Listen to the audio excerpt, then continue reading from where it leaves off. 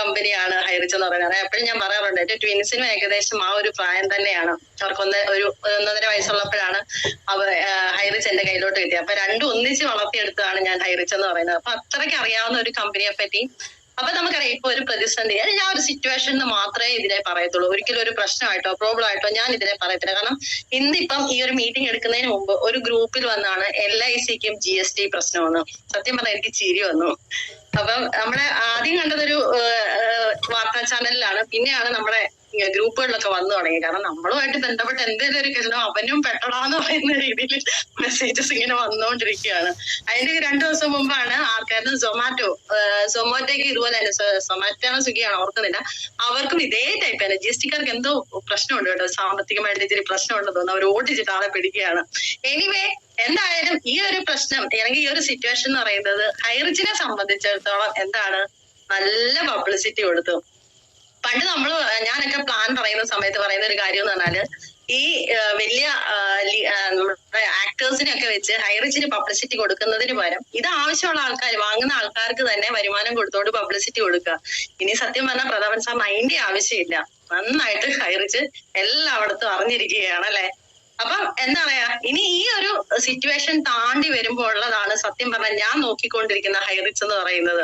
ഇതൊന്നുമല്ല. കാരണം ഇതൊക്കെ താണ്ടി നമ്മളോട് പലരും ചോദിക്കാം, ഏറ്റവും കൂടുതൽ ഞാൻ ഉൾപ്പെടെ ചോദിച്ചിട്ടുള്ള ചോദ്യം, എന്റെ കാഞ്ചന ഇതിനകത്തൊക്കെ പോയി ജോലി ചെയ്തിട്ട് ഇതിനകത്ത് എന്തെങ്കിലും പൈസ നഷ്ടം വന്നാൽ മറ്റുള്ളവരുടെ മുമ്പിൽ പോയി നമ്മൾ എങ്ങനെ നിൽക്കും? സത്യം പറഞ്ഞാൽ ആ ക്വസ്റ്റ്യൻ അല്ലേ ഇപ്പൊ നമ്മുടെ മുമ്പിൽ നിന്നേക്കുന്ന പലർക്കും. ഇതിനു മുമ്പ് നമ്മൾ എങ്ങനെ ഫേസ് കഴിഞ്ഞ അഥവാ അങ്ങനെ വന്നാലേ, കാരണം ചിക്കൻ ബിരിയാണി കിട്ടിയല്ലോ മറ്റുള്ളവർക്ക്. അപ്പൊ ആ സമയത്ത് നമ്മൾ എന്ത് ചെയ്യുമെന്നുള്ളത്, പക്ഷെ നമ്മൾ എന്ത് കൂളായിട്ടല്ലേ ഈ ഒരു സിറ്റുവേഷൻ നമ്മൾ പാസ് ചെയ്തു പോകുന്നത് അല്ലെ. ഇത്രയും ലക്ഷം, ഇപ്പടെ 1,80,00,00,000 ഐഡികളുള്ള കമ്പനിയിൽ ഒരു ഐഡിയിൽ നിന്ന് പോലും കംപ്ലൈന്റ് പോയിട്ടില്ല അല്ലെ. അപ്പൊ നിങ്ങളൊന്ന് ആലോചിച്ച് നോക്കുക നമ്മൾ എങ്ങനെയാണ് ഈ സിറ്റുവേഷൻ ഫേസ് ചെയ്യുന്നത്. അപ്പം ഒരു ബുക്കുണ്ട്, ഈറ്റ് ദാറ്റ് ഫ്രോഗ് എന്ന് പറഞ്ഞാൽ ആ തവളയെ തിന്നാൽ എന്നുള്ളത്. അതിനകത്ത് നല്ലൊരു സെയിൽസ്മാൻ ആണ് അല്ലെങ്കിൽ ഒരു സെയിൽസ് ക്ലോസ് ചെയ്യാന് നമ്മൾ ആദ്യം ചെയ്യേണ്ടത് നമ്മളെ പാകപ്പെടുത്തുക എന്നുള്ളതാണ്. അപ്പൊ ആ പാകപ്പെടുത്തേണ്ട ഭാഗം എന്ന് പറയുന്നത്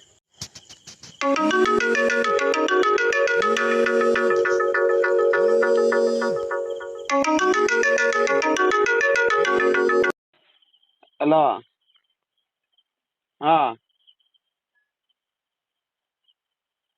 ടോട്ടൽ അല്ലേ 19,200. ആയിക്കോട്ടെ.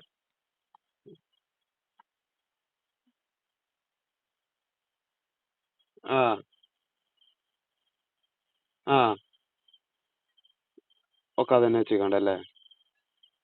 ആയിക്കോട്ടെ ഞാൻ ആലോചിച്ച് പറയാം. ഞാനിത് എടുത്തു പറയാൻ കാരണം നമ്മുടെ ഫേസ്ബുക്ക് പോസ്റ്റുകളൊക്കെ ഇപ്പൊ കണ്ടറിയാലോ, കുറെ പേര് ഹൈറിച്ചിനൊക്കെ ചീത്ത വിളിച്ചിട്ടുണ്ട്. ഈ വ്യക്തികൾ തന്നെയാണ് അപ്പുറത്തും എല്ലാ പോസ്റ്റും ഇപ്പുറത്തെ ജോലി എന്ന് പറയുന്നത് അതാന്ന് തോന്നുന്നു. എവിടെയൊക്കെ ഹൈറിച്ചിന് നെഗറ്റീവ് ഇടുന്നുണ്ടോ, അതിന്റെ വീഡിയോസ് ഇടുന്നുണ്ടോ, അതിന്റെ എല്ലാം താഴെ പോയി എന്നാ കമന്റെങ്കിലും അറ്റ്ലീസ്റ്റ് ഒന്ന് മാറ്റണ്ടേ, അതുപോലും മാറ്റത്തില്ല. അതേ കോപ്പി പേസ്റ്റ് ചെയ്ത് അപ്പുറത്ത് കൊണ്ട് അടുത്ത വീഡിയോക്ക് ഇടും, അത് കഴിഞ്ഞാൽ അടുത്ത വീഡിയോക്ക് ഇടും. ഈ പേരുകൾ നിങ്ങൾ ശ്രദ്ധിച്ചാൽ അറിയാം. ഇപ്പൊ ഞാൻ പറഞ്ഞ് നിങ്ങൾ വിശ്വസിക്കണമെന്നില്ല, നിങ്ങൾ ഫേസ്ബുക്ക് ഒക്കെ എടുത്ത് നോക്കിയാൽ കാണാം. പിന്നെ ഇതിനെപ്പറ്റി ഇതാണ് ഞാൻ ഇപ്പം ആദ്യമായിട്ട് ഞാൻ ഈ ഒരു മീറ്റിംഗിലൂടെ പറയാൻ ഉദ്ദേശിക്കുന്ന ഒരു പോയിന്റ് എന്ന് പറഞ്ഞാല്, നിങ്ങൾക്കറിയാം ഇതിനകത്ത് നിൽക്കുന്ന പല ലീഡേഴ്സും പല ആൾക്കാരും ചങ്കൂറ്റത്തോടെ നിൽക്കുന്നത് കമ്പനിയെ പറ്റി മനസ്സിലാക്കിക്കൊണ്ടാണ്. നമ്മൾ എല്ലാ ദിവസവും പറയാറുണ്ടായിരുന്നല്ലേ, ഈ ഒരു സിറ്റുവേഷൻ വരുന്നതിന് മുമ്പ് നിങ്ങൾ തീർച്ചയായിട്ടും എന്ത് ചെയ്യണം, മീറ്റിംഗ് അറ്റൻഡ് ചെയ്യണം. ഈ ഇത്രയും വരെ മീറ്റിംഗ് അറ്റൻഡ് ചെയ്യാത്ത പലർക്കും ഇപ്പൊ നെഗറ്റീവ് വീഡിയോസ് ഒക്കെ കാണാൻ എന്തുമാത്രം സമയമാണ്, എവിടുന്നാണ് തപ്പിക്കൊണ്ട് വരുന്നതെന്ന് അറിയത്തില്ല. എന്നാൽ കറക്റ്റ് 9 മണിക്ക് ഹൈറിച്ചിനെ പറ്റി അറിയാവുന്ന ആൾക്കാർ സംസാരിക്കുന്നത് കേൾക്കാൻ ആർക്കും സമയമില്ല. അവര് മാത്രമാണ് ഇപ്പൊ ടെൻഷൻ അടിക്കുന്നത്, ഒന്നും അറിയാൻ വയ്യാതെ. അപ്പൊ പലരും എന്നോട് ചോദിച്ചിട്ടുണ്ട്, ഇത്രയും ലക്ഷങ്ങളൊക്കെ മുടക്കിയ ആൾക്കാർ ആരും കേസ് കൊടുത്തില്ലേ കാഞ്ചനെന്ന്. ഞാൻ പറഞ്ഞു, അവര് വെറുതെ എടുത്തു കൊടുത്താൽ, അവര് പഠിച്ചിട്ട് എടുത്തു കൊടുത്തെന്ന് പറഞ്ഞു. വെറും 10-20,000 ഒക്കെ കൊടുത്ത ആൾക്കാർക്ക് ടെൻഷൻ മുഴുവൻ. കാരണം എന്താണ്, കാഞ്ചന പറഞ്ഞതിന്റെ പേരിൽ ഒരു 10 ഇട്ടു. ഞാൻ പറഞ്ഞതേ ഉള്ളൂ, എന്റെ പേരില്ല എനിക്ക് പറയാൻ പറ്റത്തുള്ളൂ, വേറെ ആരുടെയും പേര് പറയാൻ പറ്റില്ല, അതുകൊണ്ട് ഞാൻ പറയുന്നുള്ളൂ. ഇപ്പൊ അല്ലെ ജോൺസൺ സാർ പറഞ്ഞതിന്റെ പേരിൽ ഒരു 10 ഇട്ട് അവരിപ്പൊ കിടന്ന് വെള്ളം കുടിക്കും. കാരണം ഹൈറിച്ച് എന്താണെന്ന് ഒരു ഐഡിയ ഇല്ല അവർക്ക് അല്ലേ. ഈയിടെ എന്റെ കസിൻ എന്നെ വിളിച്ചപ്പോ ഞാൻ ചോദിച്ചു, ഹൈറിച്ചിന് ഇങ്ങനെ ഒരു പ്രശ്നം വാർത്തയിലൊക്കെ കാണുന്നുണ്ടല്ലോ, നീ ഇതിനകത്തുള്ളതുകൊണ്ടാണ് ഹൈറിച്ച് എന്താണെന്ന് മനസ്സിലായതല്ലേ, നമുക്ക് ആസ് യൂഷ്വൽ ഒരു സോളാർ കേസ് ഒക്കെ പോലെ ഇതങ്ങ് പോകുന്നു. അപ്പൊ ഞാൻ പറഞ്ഞു, ഇങ്ങനെ കാര്യങ്ങളാണ്, GST പ്രശ്നമാണ്, അത്രേ ഉള്ളൂ, അതൊന്നും വലിയ കാര്യമുള്ള കാര്യമല്ലേ, ഇതിപ്പോ സർവ്വസാധാരണമായി എല്ലായിടത്തും കാണുന്ന കാര്യമാണ്. അപ്പൊ ഇതൊക്കെയാണ് കറന്റ് സിറ്റുവേഷൻ. അത് മനസ്സിലാക്കണമെങ്കിൽ എന്ത് ചെയ്യണം? നമ്മൾ ആദ്യം ഹൈറിച്ചിനെ പഠിക്കണം. ഇപ്പം മെയിൻലി ഞാൻ പ്ലാൻ പ്രസന്റ് ചെയ്യുന്ന സമയത്ത് ഫോക്കസ് ചെയ്യാറുള്ള ഒരു കാര്യം എന്ന് പറഞ്ഞു കഴിഞ്ഞാൽ ഇതാണ്, സർട്ടിഫിക്കറ്റുകളാണ്. എന്റെ മീറ്റിംഗ് കേട്ടിട്ടുള്ള ആൾക്കാർക്ക് അറിയാം. പ്ലാൻ ഒക്കെ നമ്മൾ ആദ്യത്തെ ആ കവാടം തുറക്കുക എന്നുള്ളത് പറയാം, സർട്ടിഫിക്കറ്റുകളാണ് മനസ്സിലാക്കി കമ്പനി ജെനുവിൻ ആണെന്നുള്ളതാണ്. ഓക്കെ, അപ്പൊ നമ്മുടെ ഈ കേസിൽ തന്നെ സ്റ്റാർട്ട് ചെയ്യാം. നമുക്കറിയാം ഇത് സ്റ്റാർട്ടിങ് നമ്മളൊക്കെ അറിഞ്ഞു തുടങ്ങിയത് GST പ്രശ്നമാണല്ലേ. GST പ്രശ്നം എന്ന് പറയുന്നത് എന്താണ്? അവിടെ ഗുഡ്സ് ആൻഡ് സർവീസ് ഒക്കെ നടന്ന് അതിന് വേണ്ട ടാക്സ് നമ്മുടെ ഗവൺമെന്റിലേക്കൊക്കെ അടച്ചു എന്നത് കുറഞ്ഞു പോയി എന്നുള്ള ഇതാണ് നമുക്ക് നേരെ വന്ന ഒരു കേസ്. അപ്പം എന്താണ്, കുറച്ച് ദിവസം കഴിഞ്ഞപ്പോൾ ദേ കിടക്കുന്ന പ്ലേറ്റ് നേരെ തിരിച്ച പോലെ ഇതൊന്നും ഇല്ലാത്തൊരു കമ്പനിയായിട്ട്, അതായത് മണി ചെയിൻ കമ്പനിയായിട്ട് ഹൈറിച്ചിനെ എന്താ പറയാ പറഞ്ഞുകൊണ്ട് ആൾക്കാർ പറയുന്നു. അപ്പൊ അതിനെപ്പറ്റി കൂടുതൽ വോയിസും കാര്യങ്ങളും ഒക്കെ നിങ്ങൾ കേട്ടിട്ടുള്ളതാണ്. ഞാൻ ഇതിനെപ്പറ്റി കൂടുതൽ പറയേണ്ട ആവശ്യമില്ല എന്താണ് കാര്യങ്ങൾ എന്നൊക്കെ. പിന്നെ ഇപ്പൊ നമ്മള് മെയിൻലി ഫോക്കസ് ചെയ്തേക്കുന്നതെന്ന് പറഞ്ഞാൽ ബഡ്സ് ആക്ട് എന്ന് പറയുന്ന ഒരു കാര്യമാണ്. സത്യം പറഞ്ഞു കഴിഞ്ഞാല് ഞാൻ എന്റെ ഒരു എക്സ്പീരിയൻസോടെ കലർത്തി പറയാന്നാണ് ഉദ്ദേശിക്കുന്നത്. ഞാൻ വന്ന സമയത്ത് എനിക്ക് ഈ ഒരു എന്താ പറയാ വീട്ടിലിരിക്കുക വരുമാനം വാങ്ങുക ഈ ഒരു സാധനം മാത്രമേ എനിക്ക് അറിയത്തുള്ളായിരുന്നു സത്യം. പിന്നീടാണ് ഇതിലേക്ക് ഇറങ്ങി പ്രവർത്തിച്ചു തുടങ്ങിയപ്പോ മണി ചെയിൻ എന്താണ്, MLM എന്താണ്, ഈ കാര്യങ്ങളൊക്കെ എന്നോട് ഓരോരുത്തർ ചോദിക്കുന്നത്. അതും പബ്ലിക്കിലേക്ക് ഞാൻ, അതായത് ഞാൻ ഫ്രണ്ട്സ് ഫാമിലി ഒക്കെ കഴിഞ്ഞ് നമ്മൾ ഫേസ്ബുക്കിലോട്ട് ഇറങ്ങുമല്ലോ, ആ സമയത്ത് പിന്നെ ചീത്തവിളിയുടെ അങ്ങേറ്റം അതൊരു സൈഡില്. അപ്പൊ ചീത്ത വിളിക്കുമ്പോൾ ഉള്ള വാക്കുകൾ ഒന്ന് രണ്ടെണ്ണം എന്റെ മനസ്സിൽ സ്ട്രൈക്ക് ചെയ്താണ് MLM മണി ചെയിൻ. അപ്പൊ 2 മാസം തീർച്ചയായിട്ടും ഞാൻ ഹൈറിച്ചിൽ നല്ല വരുമാനമൊക്കെ വാങ്ങി, കൂടെയുള്ളവരൊക്കെ നിന്നു. പിന്നെ ഈ കൊറോണയുടെ പ്രശ്നങ്ങളൊക്കെ മാറി കഴിഞ്ഞപ്പോഴത്തേനും എല്ലാവരും അവനേതായ ജോലികളിലൊക്കെ തിരിച്ചു കയറി സാലറിക്കൊന്നും വലിയ പ്രശ്നമില്ലാതെ വന്നപ്പോൾ അവരെന്ത് ചെയ്തു, ബോറടിക്കുന്നുണ്ടെങ്കിൽ പറയണം കേട്ടോ. അപ്പം സീരിയസ് ആയിട്ടുള്ള കാര്യം പറയുന്നതിനിടയ്ക്ക് ചളു അടിക്കുന്നത് ശരിയല്ല. അതുകൊണ്ടാണ് ഞാൻ ഇച്ചിരി മസിലിട്ട് നിൽക്കുന്നത്. എനിക്ക് ഇങ്ങനെ സംസാരിക്കാൻ പറ്റാത്ത ഒരാളാണ്, പിന്നെ ഞാൻ എന്നെ കൺട്രോൾ ചെയ്ത് നിർത്തിയേക്കാണ്. ഓക്കെ, അപ്പൊ ഈ പറഞ്ഞ പോലെ തന്നെ നമ്മള് ഈ ഒരു MLM എന്നാണ്, മണി ചെയിൻ എന്നാന്ന്. കാരണം ഒരു 6 മാസം സത്യം പറഞ്ഞാൽ എനിക്ക് ഒരു എൻട്രി ഇല്ലാതെ ഞാൻ ഇവിടെ ഈച്ച അടിച്ചില്ല കേട്ടോ. 2 മക്കളെ നോക്കാൻ ഇഷ്ടം പോലെ സമയം വേണം. അപ്പം ഉള്ള സമയത്തിലാണ് ഞാൻ ഇത് ചെയ്തുകൊണ്ടിരുന്നത്. അപ്പൊ ആ സമയത്ത് ഇങ്ങനത്തെ ചോദ്യങ്ങളൊക്കെ വന്നപ്പോ ഞാൻ ആ ഒരു 6 മാസത്തെ കണ്ടുനിന്നത് ഹൈറിച്ചിനെ പഠിക്കാൻ, അല്ലെ ഹൈറിച്ചിനെ അല്ലെ നെറ്റ്വർക്കിംഗ് സിസ്റ്റത്തെ പഠിക്കാൻ ഒരു ടൈമായിട്ടാണ് ഞാൻ കണ്ടുള്ളൂ. അപ്പൊ ഒബ്വിയസ്ലി നമുക്ക് വരുമാനം ഒന്നും വരാതിരിക്കുമ്പോൾ എന്ത് പറയും, ഓ ഗ്രാസ് ഞാൻ ഇനി ഇതൊന്നും ചെയ്യുന്നില്ല എന്നുള്ള രീതിയിൽ നമ്മൾ ഇട്ടിട്ട് പോകും അല്ലെ. അതിന് ഞാൻ കുറച്ച് ടാസ്ക് ഒക്കെ ഷംസ് സാറിന്റെ ചോദിച്ചു വാങ്ങും, സ്ലൈഡ് അടിക്കാനുള്ള. ഇപ്പൊ പല ലീഡേഴ്സിന്റെയും ആദ്യകാലത്ത് നമ്മുടെ ടീം പാഷന്റെ സ്ലൈഡുകളൊക്കെ അടിച്ചുകൊണ്ടിരുന്നത് ഞാനാണ്. ഇപ്പൊ വലിയ വലിയ ലീഡേഴ്സ് ആണ് അവരൊക്കെ. അപ്പം ആ സ്ലൈഡ് അടിക്കുക, പിന്നെ പതുക്കെ ഷംസ് സാർ എനിക്ക് ഓരോ പണി ഇങ്ങോട്ട് തരാൻ തുടങ്ങി. വേറൊന്നുമല്ല, എന്നെക്കാളും വിശ്വാസം ഷംസ് സാറിന് എന്നിൽ ഉള്ളതുകൊണ്ട് പതുക്കെ മീറ്റിങ്ങുകളൊക്കെ എടുക്കാൻ തുടങ്ങി. അങ്ങനെ ഒരു ദിവസം പ്ലാൻ പ്രസന്റേഷൻ ആണ്, പിറ്റേ ദിവസം MC, പിറ്റേ ദിവസം പ്ലാൻ പ്രസന്റേഷൻ ആണ്, അതിലപ്പോ MC. എന്നും ഞാൻ കാണും ഇങ്ങനെ ഫ്രണ്ടില്. അപ്പൊ ആ സമയത്ത് പിന്നെ എനിക്ക് തന്നെ എന്നെ ഈ ഫോണിൽ കാണാൻ ഇഷ്ടമില്ലാത്തതുകൊണ്ട് ഞാൻ പറഞ്ഞു, സാറേ ഞാൻ ഈ പരിപാടി എങ്ങനെ നിർത്തി, കാരണം എന്നെ ഇനിയിപ്പോ പുതിയ ലീഡേഴ്സ് ഒക്കെ വരട്ടെ. അങ്ങനെ നമ്മൾ പതുക്കെ ഇതൊക്കെ അതായത് ആ ഒരു 6 മാസം കൊണ്ട് ചുരുക്കി പറഞ്ഞു കഴിഞ്ഞാൽ ഈ നെറ്റ്വർക്കിംഗ് ഫീൽഡ് എന്നാന്നും MLM എന്നാന്നും മണി ചെയിൻ എന്നാന്നും എല്ലാം ഞാൻ പഠിച്ചു. പിന്നെ എന്താണ് നമ്മുടെ സർട്ടിഫിക്കറ്റുകൾ എന്താണ്, നമ്മുടെ കയ്യിലുള്ള സർട്ടിഫിക്കറ്റ് എന്തിനാണ്, പിന്നെ പോകെ എന്ന് പറഞ്ഞാൽ 2019 ഇൻകോർപ്പറേറ്റ് സർട്ടിഫിക്കറ്റ് വന്നു കഴിഞ്ഞാൽ അതെന്തിനാണ്, എല്ലാ കാര്യങ്ങളും പഠിച്ചുകൊണ്ടിരിക്കുകയാണ്. അപ്പൊ ഞാൻ ഓർത്ത് എന്റെ പഠനമൊക്കെ ഇവിടെ കൊണ്ട് തീർന്നതാണ് കേട്ടോ. ഏകദേശം 3.5 വർഷമായപ്പോ ഞാൻ വിചാരിച്ചത്. അപ്പോഴാണ് വരുന്നത് ഇതിനകത്തൊന്നും ഇല്ലാത്ത കുറെ വ്യക്തികൾ. ബഡ്സ് ആക്ട് നമ്മുടെ ഫൗസിയ മാഡം പറഞ്ഞു ചെവിയിലിടുന്ന ബഡ്സാണ് ഇതിനു മുമ്പ് കേട്ടിട്ടുള്ളത്. ഞാൻ സത്യം പറഞ്ഞ മറ്റേ ഇയർഫോൺ ബഡ്സ് ഉണ്ടല്ലോ, അതാണ് ഞാൻ കേട്ടിട്ടുള്ള ബഡ്സ് എന്ന് പറയുന്നത്. അപ്പൊ അതെന്താ സംഭവം എന്ന് അറിയാനായിട്ട് അത് കയറി പഠിക്കാൻ തുടങ്ങി, കാര്യങ്ങളൊക്കെ ചോദിച്ചു. അപ്പൊ പ്രത്യക്ഷ ബഡ്സ് ആക്ട് എന്ന് പറയുന്നത് വളരെ സിമ്പിൾ ആണ്. ആ ബാക്കി തന്നെ അറിയാം, ഹൈറിച്ചുമായിട്ട് യാതൊരു ബന്ധമില്ലാത്ത ആക്ട് ആണ് അതെന്ന് പറഞ്ഞാൽ. അതായത് ബാനിങ് ഓഫ് അൺറെഗുലേറ്റഡ് എന്താ പറയാ ഡെപ്പോസിറ്റ് എന്നാണ് അതിന്റെ അർത്ഥം എന്ന് പറയുന്നത്. ഓക്കെ, അപ്പൊ അതായത് നമ്മുടെ ഈ പറയുന്ന നമ്മൾ ചുരുക്കി പറഞ്ഞു കഴിഞ്ഞാൽ ഓമന പേരിട്ട് വിളിക്കുന്ന മണി ചെയിൻ എന്ന് പറയുന്നത്, അതായത് കാശ് കൊടുക്കുക, അതിൽ നിന്ന് ഒരു നിശ്ചിത എമൗണ്ട് ഇത്ര കാലഘട്ടത്തിൽ, അതായത് ഇരട്ടിച്ചു കൊടുക്കുക, ഇരട്ടിപ്പ് പണി എന്നൊക്കെ പറയുന്ന സ്കീമുകൾ ഇവിടെ ഒത്തിരി വന്നതിന് ശേഷം പണ്ടേ ഉണ്ടാകുന്നതാണ് ഇതുപോലത്തെ കാര്യങ്ങളൊക്കെ എന്താ പറയാ തടയാൻ വേണ്ടിയുള്ള നിയമങ്ങൾ. പക്ഷെ അത് അത്ര വലിയ കാര്യമൊന്നും അല്ലായിരുന്നു. എന്നാൽ റീസെന്റ് ആയിട്ട് 2021 തോന്നുന്നു ഈ ഒരു ബഡ്സ് ആക്ട് വന്നേക്കുന്നത്. അതായത് അമെൻഡ് ചെയ്ത്, അതായത് ഓൾറെഡി ഉള്ള നിയമങ്ങൾ ചെറുതായിട്ടൊക്കെ ഒന്ന് മാറ്റിയിട്ട്, അതായത് ഇന്ന രീതിയിൽ ചെയ്യുന്നതെല്ലാം മണി ചെയിൻ ആക്കിക്കൊണ്ട് വന്നതൊക്കെ. ഓക്കെ, അപ്പൊ അങ്ങനെ അമെന്റ്മെന്റ് വന്നതാണ് ബഡ്സ് ആക്ട് എന്ന് പറയുന്നത്. തീർച്ചയായിട്ടും അത് നല്ലൊരു ഇതാണ്. ഞാൻ ആദ്യം ഓർത്ത് ബഡ്സ് ആക്ട് എന്ന് പറയുന്നത് ഭയങ്കര വില്ലനായിട്ടുള്ള ഒരു സാധനമാണ്. പക്ഷെ അത് വേണ്ടത് തന്നെയാണ്. കാരണം ഒത്തിരി ആൾക്കാരുടെ പൈസയൊക്കെ പോയി നമുക്കറിയാം അല്ലെ. അപ്പം അവിടെ എന്ന് പറഞ്ഞു കഴിഞ്ഞാൽ ഇവിടെ സാധനങ്ങളോ സർവീസോ ഒന്നുമില്ല. നമുക്കറിയാം. കേൾക്കുന്നില്ലേ മാഡം? ആദ്യം മൈക്ക് അൺമ്യൂട്ട് ആയിട്ടുണ്ടല്ലോ. ഓക്കെ, അപ്പം സാധനമോ സർവീസോ ഒന്നും ഇല്ലാതെ ചെയ്യുന്ന അങ്ങനത്തെ രീതികളാണ് മണി ചെയ്യുന്നത് നമുക്കറിയാം. അതായത് ഇപ്പം ബഡ്സ് ആക്ട് ബാധകമാവുന്നത്, ഞാൻ ബഡ്സ് ആക്ടിൽ വലിയ ജ്ഞാനിയൊന്നും അല്ല കേട്ടോ, പക്ഷെ എന്നാലും നമ്മളും ഹൈറിച്ചും തമ്മിൽ എന്തുകൊണ്ട് ഇങ്ങനെ പറയുന്നു എന്നുള്ള കാര്യം ഒന്ന് അന്വേഷിച്ച് ചെന്നപ്പോൾ കിട്ടിയ കുറച്ച് കാര്യങ്ങൾ നിങ്ങളുമായിട്ട് ഷെയർ ചെയ്യാം.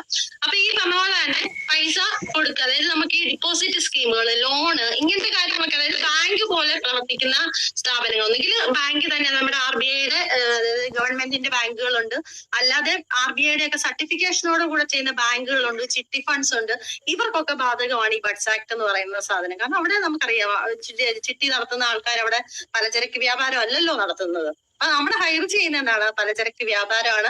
അതിന് ആർക്കെങ്കിലും ഡൗട്ട് ഉണ്ടെങ്കിൽ നമുക്കറിയാം മിനിസ്ട്രി ഓഫ് കോർപ്പറേറ്റ് അഫയേഴ്സ് കയറി നോക്കിയാൽ അറിയാം ഹൈറിച്ച് ഓൺലൈൻ ഷോപ്പ് എന്ത് പേരിലാണ് രജിസ്റ്റർ ചെയ്തത്. അപ്പൊ ഇങ്ങനെയൊക്കെ പറഞ്ഞു കഴിഞ്ഞാൽ നമ്മുടെ ഗവൺമെന്റിനെ നമ്മൾ ചെറുതായിട്ട് കുറ്റപ്പെടുത്തേണ്ടി വരും അല്ലേ? ഇങ്ങനെ മണി ചെയ്യാനുള്ള ഒരു കമ്പനിയിൽ എന്തിനിങ്ങനെ ഒരു സർട്ടിഫിക്കറ്റ് കൊടുത്തു? അതൊക്കെ കണ്ടുകൊണ്ടല്ലേ നമ്മൾ പോയി വന്ന് ജോയിൻ ചെയ്തതൊക്കെ. അപ്പൊ ഇതാണ് പ്രഥമ ദൃഷ്ടിയാൽ നോക്കുമ്പോൾ ഹൈറിച്ചും ഇത്. പിന്നെ ഈ പറയാലോ നമ്മുടെ നിയമവശങ്ങൾ എന്ന് പറയുന്നത് ഇങ്ങനെ സാഗരം പോലെ കിടക്കാണ്. അതൊക്കെ ഈ വക്കീലന്മാർക്കൊക്കെ നന്നായിട്ട് അറിയാം. എന്നെ പോലുള്ള ഒരു എഞ്ചിനീയറിന് അത് പറയാൻ പറ്റത്തില്ല. അപ്പൊ അതിനകത്ത് ചില കാര്യങ്ങൾ ചിലപ്പോൾ ഹൈറിച്ചുമായിട്ട് കമ്പയർ ചെയ്തോ വല്ലതും ആവാം. അത് അങ്ങനല്ല എന്ന് തെളിയിച്ചു കൊടുക്കാനായിട്ട് കമ്പനിക്ക് അതിൻ്റെതായ സാവകാശമുണ്ട്. ഇത് നമ്മളെ ഈ മറ്റേ സൂപ്പർ മാർക്കറ്റിൽ എടുത്തു വെച്ചേക്കുന്ന സാധനമല്ല ഈ നീതി എന്ന് പറയുന്നത്. ചെന്ന ഉടനെ ഇങ്ങനെ എടുത്തു തരാനായിട്ട് അവിടെ വാദിയുണ്ട്, പ്രതിയുണ്ട്, അവര് വാദിക്കും. അതിന്റെ കാര്യങ്ങൾ നമ്മൾ ഇങ്ങനെയാണെന്നുള്ളത് നമ്മൾ തെളിയിച്ചു കൊടുക്കണം, അങ്ങനെ അല്ലെന്നുള്ളത് അവര് വാദിക്കും. അങ്ങനൊക്കെ കുറെ ടൈം എടുക്കും അല്ലെ? പക്ഷെ ഇപ്പൊ നമ്മുടെ മുമ്പിലത്തെ ഇതെന്ന് പറഞ്ഞാൽ ഫ്രീസിംഗ് എന്ന് പറയുന്ന ഒരു കാര്യമാണ്. പിന്നെ എന്ന് പറഞ്ഞാല് ഇടിവെട്ടിയനെ പാമ്പ് കടിച്ചെന്ന് പറഞ്ഞ പോലെ ക്രിസ്മസ് അവധിയും കൂടെ വന്നുകൊണ്ട് നമ്മുടെ ആ ഫ്രീസിങ്ങിന് നമുക്കറിയാം. ഇപ്പൊ പലരും ചോദിക്കുന്നു കോടതിയിൽ നിന്ന് ഇങ്ങനെ ഒരു വിധി തന്നെ വന്നിട്ടുണ്ടോ എന്ന്. എന്തായാലും അതില്ലെന്ന് നമുക്ക് പറയാൻ പറ്റത്തില്ല. കാരണം നമ്മുടെ എതിർ പാർട്ടീസ്, അതായത് ഫേസ്ബുക്കിലൊക്കെ കളിക്കുന്ന ഒത്തിരി ആൾക്കാര് അതുപോലെ ഫോട്ടോ ഇട്ട് വെച്ചിട്ടുണ്ടല്ലേ. അപ്പൊ ഞാൻ പറഞ്ഞു ഞങ്ങൾ തന്നത് നിങ്ങൾ കയറി നോക്കണ്ട, ഫേസ്ബുക്കിൽ ഇന്ന ആൾ ഇട്ടിട്ടുണ്ട്, പോയി ചെക്ക് ചെയ്താല് ഇതേ സാധനം അവിടെയും കാണാം. അപ്പൊ അതുകൊണ്ട് നമ്മളായിട്ട് ക്രിയേറ്റ് ചെയ്ത് അങ്ങനെ ചില ബാലിശമായിട്ടുള്ള, അതായത് അവർക്ക് അതിനെപ്പറ്റി യാതൊരു അറിവും ഇല്ലെന്നുള്ളത് തന്നെയാണ് സത്യം. അപ്പൊ അങ്ങനത്തെ കാര്യങ്ങളൊക്കെയാണ് ഇപ്പം. പിന്നെ നമ്മൾ ശ്രദ്ധിക്കേണ്ട ഏറ്റവും വലിയ കാര്യം എന്ന് പറയുന്നത്, നമ്മൾക്ക് ഈ 4-5 ലക്ഷമൊക്കെ മുടക്കാൻ നേരത്ത് നമ്മള് മുഖം നല്ല ചിരിച്ചൊക്കെ ഇരുന്നതല്ലേ, അവര് തിരിച്ചിങ്ങനത്തെ പ്രശ്നങ്ങളൊക്കെ വരുമ്പോൾ ചോദ്യങ്ങൾ ചോദിക്കും. ആ സമയത്ത് ഫോൺ സൈലന്റിലാവാതിരിക്കുക, റേഞ്ച് ഇല്ലാതിരിക്കുക, ഇങ്ങനത്തെ പ്രശ്നങ്ങളൊക്കെ മാക്സിമം ഒഴിവാക്കുക. മാക്സിമം അവർക്ക് മറുപടി കൊടുക്കുക, അവർക്ക് കാര്യങ്ങൾ പറഞ്ഞു കൊടുക്കുക.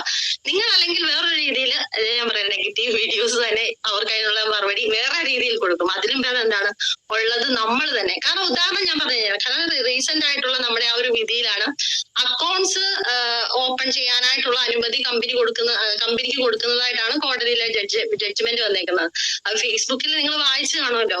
ശ്രീരാം മേഡത്തിനും പ്രതാപൻ സാറിന് അരി വാങ്ങാൻ പാവങ്ങള് വേറെ കാശില്ലാത്തതുകൊണ്ട് ഓപ്പൺ ചെയ്ത് കൊടുത്താണ് അക്കൗണ്ട്സ് എന്നാണ് അതിനകത്ത് വന്നേക്കുന്നത്. അതിനകത്ത് ഒരു അക്കൗണ്ട് തുറന്നു കൊടുത്തെന്നാണ് നമ്മുടെ എന്താ പറയാ ഭാവി നമ്മുടെ കേരളമൊക്കെ ഭരിക്കാൻ പോകുന്ന ആൾക്കാർ പറഞ്ഞത്. ഓക്കെ, അപ്പം ഇംഗ്ലീഷിന് എന്തുമാത്രം ജ്ഞാനം ഉണ്ടെന്നുള്ളത് അപ്പം മനസ്സിലാക്കണം. പിന്നെ എന്തായി, ഇപ്പം ബാങ്കിൽ വന്നപ്പോഴത്തേന് അത് അക്കൗണ്ട്സ് ആയിട്ട് മാറി. ഏതൊക്കെ അക്കൗണ്ടുകൾ ഓപ്പൺ ചെയ്യണമെന്ന് അറിയാൻ വയ്യാത്ത രീതിയിലായിപ്പോയി. കോടതി അത് പറഞ്ഞില്ല എന്നുള്ളത്. അപ്പൊ എന്ത് രീതിയിലും ഇതൊന്ന് കുറച്ച് മുന്നോട്ട് കൊണ്ടു, കാരണം ഒരിക്കലും ഇത് ഇവർക്ക് ഹോൾഡ് ചെയ്ത് വെക്കാൻ പറ്റില്ല. കാരണം കോടതിയിൽ നിന്ന് വന്നൊരു വിധിയാണ്. ഞാൻ പറയും ഹൈറിച്ചിന്റെ ഇപ്പോഴത്തെ സിറ്റുവേഷൻ എന്ന് പറയുന്നത് ശരിക്കും കോടതിയുടെ കയ്യിലാണ്. കോടതി വിധി പറയുന്നത് നമുക്കറിയാം. ഒരിക്കലും ഒരു രാഷ്ട്രീയക്കാരൻ ഇങ്ങനെ പറഞ്ഞെന്നോ അല്ലെങ്കിൽ ഒരു യൂട്യൂബർ ഇങ്ങനെ പറഞ്ഞെന്നോ പറഞ്ഞുകൊണ്ടല്ല കോടതിയിൽ ഒരിക്കലും വിധി വരുന്നത്. അങ്ങനെയാണെങ്കിൽ നമുക്ക് ഫ്രീസിംഗ് ജന്മത്ത് കിട്ടാൻ പോകത്തില്ലെന്ന് പറഞ്ഞ ആൾക്കാർക്ക് ആദ്യം കിട്ടിയ അടിയാണ് ഫ്രീസിംഗ് മാറ്റിക്കൊണ്ട് 10 ദിവസമെങ്കിൽ 10 ദിവസത്തേക്ക് നമുക്ക് കിട്ടിയതില്ല. കാരണം ന്യായം നമ്മുടെ ഭാഗത്താണെന്നുള്ള എന്തെങ്കിലും ഒരു തോന്നല് കോടതിക്ക് തോന്നിയോണ്ടാവുമല്ലോ. അല്ലെ ഇന്നയാള് ഒരു കൊലപാതകം ചെയ്യാൻ ചാൻസ് ഉണ്ട്, നീ ഈ കത്തിയും കൊണ്ട് പൊക്കോളാൻ കോടതി പറയുമോ? ഒരിക്കലും ഇല്ല. സംശയം ഉണ്ടെങ്കിൽ പോലും നമുക്ക് അതിന് സാധ്യത കിട്ടത്തില്ല. അപ്പൊ ഇതൊക്കെ നിങ്ങൾ എന്താ പറയാ, നമ്മളിപ്പോ ഇത് സ്വന്തം ബുദ്ധി കൊണ്ട് ആലോചിച്ചാൽ ചിന്തിക്കാനുള്ളതേ ഉള്ളൂ. അപ്പൊ ഞാൻ എന്റെ വ്യൂ ഓഫ് എനിക്കൊരു കേസ് കിട്ടിയപ്പോൾ ഞാൻ എങ്ങനെ ഇത്ര കോൺഫിഡന്റ് ആയിട്ട് കമ്പനിക്ക് വേണ്ടി നിൽക്കുന്നു എന്നുള്ളത് ഒരിക്കലും എന്താ പറയാ, വരുമാനം ഇത്ര എന്ന കമ്പനി മാത്രമല്ല, എന്നെ വിശ്വസിച്ച് ഒത്തിരി ആൾക്കാർ വന്നിട്ടുണ്ട്. ആ ഒരു കാര്യത്തിൽ നമുക്ക് എന്ത് ചെയ്യണം, അവർക്കുള്ള ക്ലിയറൻസും കാര്യങ്ങളും ഒക്കെ കൊടുത്തേ പറ്റത്തുള്ളൂ. ഇനിയിപ്പോ നിങ്ങൾക്ക് നെഗറ്റീവ് യൂട്യൂബ് വീഡിയോസോ കണ്ടേ പറ്റത്തുള്ളൂ. നമ്മുടെ അയ്യൂബ് സാറൊക്കെ എന്ത് നല്ല വൃത്തിക്കാന്നറിയാമോ വീഡിയോസ് ഒക്കെ എടുത്തിരിക്കുന്നത്. ആരൊക്കെ കാണുന്നുണ്ടെന്ന് എനിക്കറിയത്തില്ല. അതിലെനിക്ക് ഇന്നലെയാന്ന് തോന്നി ഒരു വീഡിയോ ഞാൻ റീസെന്റ് ആയിട്ട് കണ്ടത്. നമ്മുടെ ആ രാഷ്ട്രീയക്കാരനുമായിട്ട് പേര് പറഞ്ഞു കഴിഞ്ഞാൽ ഈ നാളെ ഞാൻ കോടതി കയറി ഒമാനിൽ നിന്ന് ഇന്ത്യ വരെ വരാനായിട്ടുള്ള സമയമില്ല, അതുകൊണ്ടാണ് ഞാൻ പേരെടുത്ത് പറയാത്തത്. ആ രാഷ്ട്രീയക്കാരനോട് ഒരു എന്താ പറയാ ഒരു സംസാരം പോലെ ഒരു വാട്സപ്പ് ടോക്ക് കണ്ടു. അതിനകത്ത് 2 ഉത്തരങ്ങൾ എനിക്ക് വളരെ തമാശയായിട്ട് തോന്നി. ആദ്യത്തേത് ഞാൻ പറയാം, കമ്പനിക്ക് ഇങ്ങനെ ഇത്രയും ടേൺ ഓവർ എവിടെ നിന്ന് കിട്ടുന്നു എന്ന് എനിക്ക് അറിയണം. അപ്പൊ ഇത്രയും GST അടച്ചൊന്നും പുള്ളിക്കാരൻ കണ്ടില്ല. ഈ ടേൺ ഓവറിൽ നിന്നാണ് കമ്പനി എടുത്ത് GST അടച്ചേക്കുന്നത്. അത് പുള്ളിക്കാരൻ അറിയത്തില്ലേ? പിന്നെ രണ്ടാമത്തെ ഒരു സിനിമ ഡയലോഗാണ് എനിക്ക് ആദ്യം ഓർമ്മ വരുന്നത്. മറ്റേ ധാരാവി എന്ന് കേട്ടിട്ടുണ്ടോ? നീ എന്നെ കുറിച്ച് അറിയണ ഗൂഗിളിൽ പോയി സെർച്ച് ചെയ്താൽ മതി. സത്യം പറഞ്ഞാൽ എനിക്ക് ചിരി വന്നിട്ട് വരായിരുന്നു. ഗൂഗിളിൽ പോയി സെർച്ച് ചെയ്താൽ മതി. കാരണം അയാളോടൊരു ചോദ്യം ചോദിച്ചിട്ട് അതിന് വ്യക്തമായിട്ടൊരു മറുപടി പറയാൻ അദ്ദേഹത്തിന് ഇല്ല. അത് ആദ്യത്തെ മറുപടി തന്നെ നമുക്കറിയാം. GST അടയ്ക്കുന്ന ഒരു കമ്പനിയിൽ എങ്ങനെ ഇത്രയും ടേൺ ഓവർ വന്നു എന്നാണ് അദ്ദേഹം ചോദിക്കുന്നത്. സത്യം പറഞ്ഞാൽ കേരളത്തിലെ കാര്യം ഓർത്തിട്ട് സത്യം പറഞ്ഞാൽ എനിക്ക് സങ്കടം വന്നു. ഇവരൊക്കെ ആണല്ലോ ഭരിക്കാൻ പോണത്, തമ്പുരാനെ അല്ലേ? അപ്പം ഇച്ചിരിയൊക്കെ മാറ്റങ്ങള് രാഷ്ട്രീയത്തിലും ആവാം. ഇച്ചിരി വിവരം വേണ്ട, ബോധമുള്ള ആൾക്കാരെയൊക്കെ പിടിച്ചു നിർത്തിയാൽ ഈ പ്രശ്നങ്ങളൊക്കെ കുറച്ചൊക്കെ ഒഴിവാക്കാം. സത്യം പറഞ്ഞാൽ ഞാൻ പ്രതാപൻ സാറിനെ കുറ്റം പറയുന്ന ഒരൊറ്റ കാര്യത്തിലുള്ളൂ. ഈ കേരളത്തിൽ ഈ കമ്പനി കൊണ്ടുവച്ച്, കേരളത്തിലല്ല വേറെ എവിടെയെങ്കിലും ആയിരുന്നെങ്കിൽ ആൾക്ക് നല്ല റീച്ച് കിട്ടിയാന്. ഇപ്പൊ നല്ല റീച്ച് കിട്ടി, പക്ഷെ കിട്ടേണ്ടതായ റീച്ചിലല്ല കിട്ടിയേക്കുന്നതേ ഉള്ളൂ. അപ്പൊ ഇതൊക്കെയാണ് നമ്മൾ മാക്സിമം നമ്മുടെ ടീമിനെ പറഞ്ഞ് മനസ്സിലാക്കേണ്ടത്. പിന്നെ ഈ നമ്മുടെ ഒരു മീറ്റിംഗ് കാണാനോ അല്ലെങ്കിൽ ഇതിൽ നിന്ന് മനസ്സിലാക്കാനോ സമയമില്ലാത്ത ആൾക്കാരോട് നമ്മൾ പിന്നെ സംസാരിച്ചിട്ട് കാര്യമില്ല. അവര് എന്താണെന്ന് അറിയത്തില്ല. മനുഷ്യരുടെ എന്താ പറയാ, പൊതുവേ ഉള്ള ഒരു സ്വഭാവമാണ് നെഗറ്റീവുകളിലേക്ക് തല അധികം അങ്ങ് ചായ്ക്കും. എന്നാൽ ഇപ്പുറത്ത് കിടക്കുന്ന പോസിറ്റീവ് കേൾക്കാൻ ആർക്കും വലിയ താല്പര്യമൊന്നുമില്ല. അത് പക്ഷെ അത് ഇങ്ങനത്തെ ഒരു സിറ്റുവേഷനിൽ നമ്മൾ വേണ്ട കാര്യങ്ങൾ അറിഞ്ഞേ പറ്റത്തുള്ളൂ. അപ്പൊ നമുക്ക് വേണ്ട സർട്ടിഫിക്കറ്റ്, കാരണം ഒരു കോടതിയിൽ ഒരു വിധി വരണമെങ്കിൽ അവിടെ കുറെ പ്രോസസ്സിംഗ് ഉണ്ട്. അതിന് ഫസ്റ്റ് കൊടുക്കുന്നത് ഈ ഒരു കേസ് നടത്തുന്ന എന്തിനെ സംബന്ധിച്ചാണോ അതിനെ പറ്റിയുള്ള ഡോക്യുമെന്റ്സ് ആണ്. അപ്പൊ നമ്മളെ സംബന്ധിച്ചിടത്തോളം നമ്മുടെ സർട്ടിഫിക്കറ്റും കാര്യങ്ങളും ഒക്കെയാണ്. അതൊക്കെ സബ്മിറ്റ് ചെയ്യാൻ അത് നമുക്കറിയാം. നമ്മുടെ സൈറ്റിൽ കയറി നോക്കിയാൽ തന്നെ നമ്മൾക്ക് അതിന്റെ സർട്ടിഫിക്കറ്റും കാര്യങ്ങളും എല്ലാം നമുക്ക് കേൾക്കാൻ പറ്റും, അല്ല കാണാൻ പറ്റും. അപ്പൊ ഇതൊക്കെയാണ് കമ്പനി. ഞാൻ സത്യം പറഞ്ഞാൽ കഴിഞ്ഞ ദിവസം ഷംസു സാറിന്റെ കൂടെ നമ്മുടെ പ്രതാപൻ സാറിന്റെ ഒരു ഫോട്ടോ ഉണ്ട്. എന്ത് കൂളായിട്ട് ആള് നിൽക്കുന്നത്. ഇത്രയും വലിയ കാർമേഘം തലയുടെ മുകളിൽ നിൽക്കുന്ന ഒരു വ്യക്തിയാണെന്ന് കണ്ടാ പറയുമോ? രണ്ടാമത് നമ്മുടെ സൂം മീറ്റിംഗ് വന്ന് സംസാരിച്ചത്. കാരണം അവർക്ക് അത്ര കോൺഫിഡൻസ് ആണ്. പിന്നെ ഈ പറയുന്ന നമ്മുടെ ശ്രീനാ മേഡം പ്രതാപൻ സാർ, ഈ ബഡ്സ് ആക്ട് എന്ന് പറയുന്ന കേസ് നേരത്തെ വന്ന കേസാണ്. അത് നമ്മളൊന്നും അറിഞ്ഞില്ലെന്നേ ഉള്ളൂ. പക്ഷെ GST വന്നപ്പോ ഒന്നിന്റെ കൂടെ തല്ല, അല്ലെങ്കിൽ പെര കത്തുമ്പോ വാഴ വെട്ടുക എന്ന് പറഞ്ഞ ചില കാര്യങ്ങളൊക്കെ ഉണ്ടല്ലോ. അപ്പൊ എന്തായാലും GST ഒരു വെട്ടണ്ട, പിന്നെ ഇതുകൂടെ അങ്ങോട്ട് ഇരിക്കട്ടെ. അപ്പൊ പെട്ടെന്ന് ഈ കോടതിക്ക് ഇതിനൊരു എതിരായിട്ടൊരു മറുപടി കൊടുക്കാൻ പറ്റത്തില്ല. മീൻസ് അല്ലെങ്കിൽ പെട്ടെന്ന് ഒരു തീരുമാനം ഉണ്ടാക്കാൻ പറ്റില്ല. അതിന്റേതായ രീതിയിൽ ഹിയറിംഗ് ഒക്കെ വിളിച്ച് അതിന്റേതായ സമയത്ത് മാത്രമേ എന്ത് ചെയ്യത്തുള്ളൂ, ഇതിനൊരു വിധി വരത്തുള്ളൂ. പക്ഷെ ഈ പറഞ്ഞ പോലെ ഫ്രീസിങ്ങും കാര്യങ്ങളൊക്കെ ഒന്ന് സ്റ്റക്കാക്കാനും ഒക്കെ കമ്പനിക്ക് പറ്റും. അതൊന്ന് ആലോചിച്ച് നോക്കാം. 10 ദിവസം അവധിക്കാല കോടതി തന്നെ കമ്പനി എത്ര പ്രാവശ്യം ആശ്രയിച്ചു. അതായത് ഇത്രയും ആൾക്കാരെ പ്രതീക്ഷിച്ചിരിക്കുകയാണ്. അപ്പൊ ആ കമ്പനിക്ക് ഒരു ചെറിയ സമയം, കാരണം ഇത്രയും ട്രാൻസ്പെറന്റ് ആയിട്ടുള്ള ഒരു കേസ് നമ്മൾക്കെല്ലാം അറിയാല്ലേ ഹൈറിച്ചിൽ എന്താണ് ഇപ്പൊ സംഭവിച്ചുകൊണ്ടിരിക്കുന്നത് എന്നുള്ളത്. നമ്മുടെ സർക്കുലർ വഴിയായിട്ടും ഈ കഴിഞ്ഞ ഇടയ്ക്ക് സൂം മീറ്റിംഗ് ആയിട്ടും തന്നെ നമ്മുടെ കമ്പനി തന്നെ നമ്മുടെ മുമ്പിട്ട് വന്ന് പറഞ്ഞു, ഇത്രയും പ്രശ്നക്കാരായിട്ടുള്ള ഒരാൾ ഇങ്ങനെ മുന്നിലോട്ട് വന്ന് സംസാരിക്കുമോ? നിങ്ങളൊന്ന് ആലോചിച്ച് നോക്കുക. നിങ്ങൾ ആലോചിക്കേണ്ട ആവശ്യമില്ല. ഇതിന് നെഗറ്റീവ് ചിന്തിക്കുന്ന ആൾക്കാരുണ്ടല്ലോ, ഞാൻ അവരോടാണ് പറയുന്നത്. അല്ലെ ജോൺസൺ സാറിനോടാണ് ഇത്രയും ചിരിച്ചിരിക്കുന്നത്, എന്നോട് എന്തിനാ പറയുന്നല്ലേ? അല്ല, ഇതൊക്കെ കേൾക്കുന്ന കുറെ ആൾക്കാർ ഉണ്ടാവും. ഓക്കെ, അപ്പൊ ഇതൊക്കെയാണ് ഇപ്പോഴത്തെ സിറ്റുവേഷൻ എന്ന് പറയുന്നത്. നമ്മളിപ്പം നിങ്ങളൊന്ന് ഒരു കാര്യം ചിന്തിക്കുക. നമുക്ക് ഇത്രയും വരുമാനം തന്നത്, എനിക്ക് ഇത്രയും വരുമാനം തന്നത് ഹൈറിച്ച് ആണ്. അപ്പൊ ആ സമയത്ത് കമ്പനി ഒരു സിറ്റുവേഷനിൽ വരുന്ന സമയത്ത് തിരിച്ചു നിന്ന് കമ്പനിക്കെതിരെ പ്രവർത്തിക്കുകയാണോ ചെയ്യേണ്ടത്? നമ്മളുടെ ഭാവി ഇത്രയും വളർത്താനായിട്ട് ഞാൻ വളരുന്നത് കൂടെ നിങ്ങളുടെ കൂടെ വളരണം എന്ന് ഉദ്ദേശിച്ച് നിൽക്കുന്ന ആ ഒരു കമ്പനിക്ക് കൂടെ നിൽക്കുവാണോ നമ്മൾ ചെയ്യേണ്ടത്? ഈ ഒരു വീഡിയോസ് എടുത്ത് നോക്കിയാൽ തന്നെ നിങ്ങൾക്കറിയാം. ഞാൻ ആദ്യത്തെ കുറച്ച് നാള് വീഡിയോസ് ഒക്കെ കണ്ടിട്ടുണ്ട് കേട്ടോ. കാരണം ഇത് എന്താണ് ഇവര് പറയുന്നതെന്ന് അറിയാനായിട്ട്. കാരണം ടീമിലുള്ള ചോദ്യം വരുമ്പോ എന്താണെന്ന് അറിയണമല്ലോ, നമ്മൾ അറിഞ്ഞിരിക്കണമല്ലോ. അപ്പൊ ആ ചോദ്യങ്ങളൊക്കെ പിന്നെയുള്ള വീഡിയോസിലെല്ലാം ഇതേ സെയിം കണ്ടന്റ് തന്നെ. നാളെ വേറൊന്നും പറയുന്നു, മറ്റന്നാൾ വേറൊരു കാര്യം പറയുന്നു. അത് ആ സെയിം കണ്ടന്റ് തന്നെയാണ് ഇവര് തിരിച്ചു മറിച്ച്. പിന്നെ അവസാനം ഒന്നും ഇല്ലാഞ്ഞിട്ടാണ് ലീഡേഴ്സിന്റെ വോയിസ് ഒക്കെ വീഡിയോ ആയിട്ട് ഇടുന്നത്. വേറൊന്നുമല്ല, മറ്റേ നമ്മുടെ ചൊല്ലുണ്ടല്ലോ, മകൻ ചത്താലും കുഴപ്പമില്ല, മരുമോടെ കണ്ണീര് കണ്ടാൽ മതി എന്നുള്ള രീതിയിൽ എങ്ങനെയാണ് കുറച്ച് റീച്ച് ഉണ്ടാക്കണം. ആ സമയത്ത് എത്ര പേരാ യൂട്യൂബ് വീഡിയോസുമായിട്ട് ഇറങ്ങിയിരിക്കുന്നത്. എവിടുന്നൊക്കെയോ പൊട്ടി മറിച്ച് നീ എവിടുന്ന് വന്നെന്നുള്ള രീതിയിൽ നമ്മൾ ചോദിക്കേണ്ട രീതിയിലാണ് യൂട്യൂബേഴ്സിന്റെ വരവ് ഇങ്ങോട്ട്. ഇനിയിപ്പൊ നാളെ ഒരു സമയത്ത് ഇതെല്ലാം തെളിയുമ്പോ ഈ മഹാന്മാരുടെ ഒക്കെ മുഖമൊക്കെ ആലോചിക്കുമ്പോ സത്യം പറഞ്ഞാൽ എനിക്ക് ചിരി വരികയാണ്. പിന്നെ നമ്മൾ അവരോട് എപ്പോഴും നന്ദി പറയുക. കാരണം നമ്മുടെ കമ്പനിയെ നാളെ ഒരു സമയത്ത് ഞാനൊക്കെ ഒരു അരമണിക്കൂറോളം സർട്ടിഫിക്കറ്റുകൾ പറഞ്ഞുകൊണ്ടാണ് എന്ത് ചെയ്യുക സ്റ്റാർട്ട് ചെയ്യുക. എനിക്കിനി ആ ഒരു അരമണിക്കൂർ എനിക്ക് ലാഭിച്ചു തന്നവര്. കാരണം ഈ ഒരു കേസും കാര്യങ്ങളും ഒക്കെ വിജയിച്ച കമ്പനിയുടെ സർട്ടിഫിക്കറ്റിനെ പറ്റി നമ്മൾ വാദം വരാതെ സംസാരിക്കേണ്ട യാതൊരു ആവശ്യമില്ല. പ്ലാനും കാര്യങ്ങളും ഒക്കെ കൊടുത്താൽ മാത്രം മതിയല്ലേ. അപ്പൊ എന്തുകൊണ്ടും എന്ത് ചെയ്യാം, നമുക്ക് പറ്റിയ ഒരു കേസും കാരണം നമ്മുടെ ഈ ഇതിൽ വർക്ക് ചെയ്യുന്ന ആൾക്കാർക്ക് ഒന്നുകൂടെ കോൺഫിഡൻസ് നൽകാനും അങ്ങനെ ഒത്തിരി ഒത്തിരി ഒത്തിരി കാര്യങ്ങൾക്ക്, അതായത് നമ്മളെ ഒന്നും എന്താ പറയാ സിറ്റുവേഷൻസ്, പല സിറ്റുവേഷൻസും നമ്മളെ എന്ത് ചെയ്യാം ബോൾഡ് ആക്കാൻ വേണ്ടിയാണ് നമുക്ക് ഓരോന്നും തരുന്നത്. പിന്നെ ഈ ഒരു കാര്യം ഹൈറിസിനൊരു ഉത്തരവ് വന്നിട്ട് അത് ഇത്രയും ഹോൾഡ് ചെയ്ത് പോകുന്നുണ്ടെങ്കിൽ നിങ്ങളൊന്ന് ആലോചിക്കുക നമ്മുടെ ശത്രുക്കൾ എന്തുമാത്രം ശക്തരാണെന്നുള്ളത്. അപ്പൊ നമ്മുടെ ശത്രുക്കൾ ശക്തരാകുമ്പോഴേ നമ്മളും ശക്തരാകത്തുള്ളൂ അല്ലെ. അപ്പൊ ഇനിയിപ്പം ഇതിന് വേണ്ട കാര്യങ്ങൾ കുറച്ച് കാര്യങ്ങൾ നമ്മളോട് കമ്പനി പറഞ്ഞോണ്ടിട്ട് ഫേം രജിസ്റ്റർ ചെയ്യുക, നമ്മുടെ ഇൻകം ടാക്സിന്റെ ഇത് ചെയ്യുക, IR റിട്ടേൺ ചെയ്യുക, ഇതിങ്ങനത്തെ ഒക്കെ കാര്യങ്ങൾ നമ്മളും ചെയ്യണം കമ്പനിയുടെ കൂടെ തന്നെ. കാരണം നമ്മളൊക്കെ എന്താണ് നമ്മുടെ മദർ കമ്പനിയുടെ ചൈൽഡ് ഫേമുകളാണ്. അതൊക്കെ മാക്സിമം എന്ത് ചെയ്യുക ഈ ഒരു പ്രശ്നത്തിന് ശേഷം നിങ്ങൾ സോൾവ് ചെയ്തുകൊണ്ടിരിക്കുക. ഇതൊക്കെയാണ് നമ്മൾ കമ്പനി ചെയ്യേണ്ടത്. പിന്നെ ഈ ഒരു പ്രശ്നം കഴിഞ്ഞ് കമ്പനി വരുമ്പോഴത്തേന്, അല്ലെങ്കിൽ എനിക്ക് തോന്നുന്നു മേ ബി ഇനി രണ്ട് ദിവസം അതിൽ കൂടുതൽ പോകത്തില്ല, നമ്മൾ വിഡ്രോ ചെയ്ത പേ ഔട്ടും ഒക്കെ വരും. ഒരിക്കലും ആർക്കും എന്ത് ചെയ്യാൻ പറ്റില്ല, ഒരു കോടതി വിധിയെ തടുത്തു വെക്കാൻ പറ്റത്തില്ല. കുറച്ചൊക്കെ സമയം നീട്ടി വെക്കാം, അല്ലാതെ ഒരിക്കലും അത് ഹോൾഡ് ചെയ്ത് വെക്കാൻ പറ്റത്തില്ല. അതുകൊണ്ട് തന്നെ 2 ദിവസത്തിനുള്ളിൽ തീർച്ചയായിട്ടും എന്ത് ചെയ്യാ പേ ഔട്ടും കാര്യങ്ങളും ഒക്കെ വരും. അല്ലെങ്കിൽ അവരത് ചെയ്തില്ല എന്നുണ്ടെങ്കിൽ കോടതി ലക്ഷ്യ കേസൊക്കെ അവരുടെ നേരെ വരും.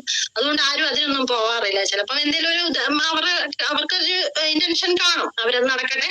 എന്തായാലും നമ്മുടെ ഇന്റൻഷൻ എന്ന് പറയുന്നത് നമുക്കിപ്പം പേ ഔട്ട് കിട്ടുക എന്നുള്ളതാണ്. നമ്മുടെ കമ്പനി നമ്മുടെ കൂടെ ഇത്രയും നാൾ നിന്ന കമ്പനിക്ക് നിങ്ങളൊന്ന് ആലോചിച്ച് നോക്കി. ഞാൻ ജെൻസിന്റെ കാര്യം പറയത്തില്ല. ജെൻസിന് എന്ന് പറഞ്ഞു കഴിഞ്ഞാൽ പുറത്തിറങ്ങിപ്പോയി ഇഷ്ടം പോലെ വർക്കൊക്കെ ചെയ്യാൻ പറ്റും അല്ലെ. പക്ഷെ ഈ പറയുന്ന പോലെ ലേഡീസ് എന്ന് പറയുന്ന ഇഷ്ടം പോലെ വ്യക്തികൾക്ക്, ഞാൻ ഉൾപ്പെടെയുള്ള അനേകം വനിതകൾക്ക് വരുമാനം കൊടുത്തുകൊണ്ടിരിക്കുന്ന ഒരു കമ്പനി പോട്ടെ, വനിതകൾക്ക് പോട്ടെ, നമ്മുടെ ഗവൺമെന്റിന് ഇത്രയും ടാക്സ് അടയ്ക്കുന്ന ഒരു കമ്പനി, എന്തുമാത്രം പോസിറ്റീവായിട്ടുള്ള കാര്യങ്ങൾ നമ്മുടെ ഹൈറിസിനുണ്ട്. അപ്പൊ ഇതൊക്കെ ഒന്ന് നിർത്തി വെക്കാന്ന് പറയുന്നത് നടക്കുന്ന കാര്യമല്ല. അത് വാഗൊണ്ട് പറയാൻ എളുപ്പമാണ്, പക്ഷെ അതൊരു പ്രാവർത്തികമാക്കുക എന്ന് പറയുന്നത് അതുപോലെ പണിയെടുക്കണം. അവരതുപോലെ പണിയെടുക്കുന്നുണ്ട്, അത് വേറെ കാര്യം. എന്നാലും ഒരു കേസ് ആരെങ്കിലും കൊടുത്തെന്നും പറഞ്ഞോണ്ട് ഇപ്പൊ ഞാൻ ഇവിടെ ഇരുന്ന് സംസാരിക്കുന്ന, അല്ലെങ്കിൽ ഞാനൊരു ഇന്ന വ്യക്തിയാണ്, അല്ലെങ്കിൽ ഞാൻ ഇന്നൊരു കള്ളത്തരം ചെയ്തിട്ടുണ്ട് എന്നുള്ള രീതിയിൽ ആരെങ്കിലും കേസ് കൊടുത്തെന്ന് പറഞ്ഞുകൊണ്ട് ഞാൻ ആവണമെന്നില്ല. അതിൻ്റെതായ തെളിവും കാര്യങ്ങളും ഒക്കെ കോടതി വന്ന് ഞാൻ കോടതി പറയണം ഇന്നയാൾ ഇന്ന കുറ്റം ചെയ്തിട്ടുണ്ട് എന്ന് പറഞ്ഞാൽ മാത്രമേ, ഇനിയിപ്പൊ നമ്മൾ ചെയ്തില്ലെങ്കിലും നമ്മൾ ചെയ്തിട്ടുണ്ടെന്ന് കോടതി വിധിച്ചാൽ അത് തീർന്നു. അപ്പം എല്ലാം നമ്മുടെ കോടതിയിൽ ഇരിക്കുന്ന ഒരു കാര്യത്തിൽ കൊടുത്ത് നിങ്ങൾ പേടിക്കേണ്ട യാതൊരു ആവശ്യമില്ല. ഞാൻ ഒന്നുകൂടെ പറയുകയാണ്, യൂട്യൂബേഴ്സോ അല്ലെങ്കിൽ രാഷ്ട്രീയക്കാരോ അല്ല ഒരു കോടതിയിൽ കാര്യങ്ങൾ പറയുന്നതും എടുക്കുന്നതും. അവിടെ സംസാരിക്കുന്നത് ലീഗൽ പേർപ്പസും അതിന് ലീഗൽ ആയിട്ടുള്ള കാര്യങ്ങളുമാണ്. അതെന്തായാലും കമ്പനിയുടെ കയ്യിലുള്ളതുകൊണ്ടാണ് കമ്പനി ഇത്ര ചങ്കൂറ്റത്തോടെ കൂടെ തന്നെ. പിന്നെ പല കാര്യങ്ങളും ഓഫീസ് അടച്ചുപോയി എന്നൊക്കെ അറിഞ്ഞ സമയത്തും നമുക്കറിയാം ഓഫീസ് വർക്ക് ചെയ്യുന്നുണ്ടോ ഇല്ലയോ എന്നുള്ളത്. അപ്പൊ മാക്സിമം നിങ്ങൾ ചെയ്യേണ്ടത് നിങ്ങളുടെ കൂടെയുള്ള ആൾക്കാരെ എന്ത് ചെയ്യുക, കട്ടയ്ക്ക് കൂടെ നിർത്തുക. പിന്നെ ഈ പറഞ്ഞ ഈ നെഗറ്റീവ് അടിക്കുന്ന ആൾക്കാർക്ക് ഇന്നല്ലെങ്കിൽ നാളെ വേറൊരു കണ്ടന്റ് കിട്ടും. പക്ഷെ നമുക്കിപ്പോ ഹൈറിച്ച് മാത്രമേ ഉള്ളൂ അല്ലെ. ലേഡീസിനോട് ചോദിച്ചാൽ അവര് 10 പ്രാവശ്യം തലയാട്ടും. ഈ ഹൈറിച്ച് എന്ന് പറയുന്ന ഒരു സംഭവം ഇല്ലാന്നുണ്ടെങ്കിൽ നിങ്ങളൊന്ന് ആലോചിച്ച് നോക്കുക, എത്ര പേര് വരുമാനം വാങ്ങുന്ന ആൾക്കാരുണ്ട് അല്ലെ, എത്ര കുടുംബങ്ങൾ ഇതുകൊണ്ട് കഴിയുന്നുണ്ട്. ഈ പറയുന്നവർക്ക് വന്ന് പറഞ്ഞിട്ട് പോയാ മതി അല്ലെ. പക്ഷെ ഇതിനെ നമ്പി നിൽക്കുന്ന, ഇത് ആശ്രയിച്ച് നിൽക്കുന്ന, ഇത് അറിഞ്ഞു വന്ന ഒത്തിരി വ്യക്തികളുണ്ട് നമ്മുടെ ഹൈറിസിനകത്ത് അല്ലെ. ഇനി ഒത്തിരി പേർക്ക് അവസരങ്ങൾ കൊടുക്കാനിരിക്കുന്ന ഒരു കമ്പനിയാണ്. ഇനി പല പല പ്രോജക്റ്റുകൾ, ഇനി എന്തെങ്കിലും കമ്പനിയുടെ ഒരു സ്ട്രാറ്റജി കോടതി മാറ്റണമെന്ന് പറഞ്ഞാൽ അത് മാറ്റി തന്നെ കമ്പനി മുന്നോട്ട് വരികയും ചെയ്യും.